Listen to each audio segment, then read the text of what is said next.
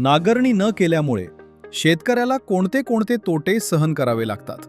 कारण एकतर जमिनीची उलथापालथ होत नाही. आता ह्याच्या पीक पद्धतीचा बी ह्याच्यावर बराचसा इम्पॅक्ट असतो. मी समजा तुमचा आधी जर त्यात ऊस शेती केली असेल, ऊस हे साधारण पीक 2.5 ते 3 वर्ष शेतामध्ये राहतं. तर 3 वर्षामध्ये जमिनीची उलथापालथ झालेली नसते. त्यामुळे आत बऱ्याचशा किडी किंवा ह्यांची घर तयार झालेलं असतं. तर त्यांची उलथापालथ होत नाही. निश्चितपणे त्या किडींना एक पोषक वातावरण निर्माण झालेलं असतं.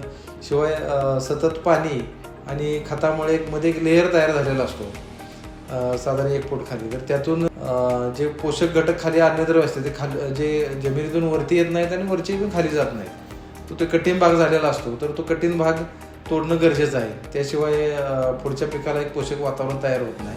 इतर पीक पाणी असेल जर वर्षातून काही 2 पिकं घेतात काही शेतकरी. तर 2 पिकं घेताना मधल्या काळात ते बऱ्याचदा रोटावेटरचा वापर केला जातो. तर रोटावेटरचं हे अवजार असं आहे की ते फक्त वर्षात 3 ते 4 इंचातच काम करतं आणि त्याच्यामुळे जमीन थोडीशी बडवली जाते की सतत ते ब्लेड रोटेटिंग करून ते जमीन बडवली जाते. त्यामुळे तो एक कठीण थर तयार झालेला असतो. तो थर तयार झालेला पिकांच्या मुळांच्या वाढीला एक अडथळा निर्माण करतो.